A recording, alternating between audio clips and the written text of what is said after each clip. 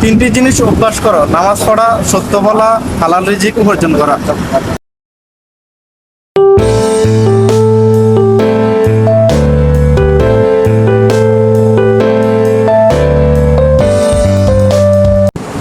যদি কারো উপকার করতে না পারো, তবুও কারো ক্ষতি করো না। যদি কারো উপকার করতে না পারো, তবে তার ক্ষতি করার চেষ্টা করো না। প্রকৃতি সব হিসেব মিলিয়ে দিবে পূর্ণ নির্ধারিত সময়ে।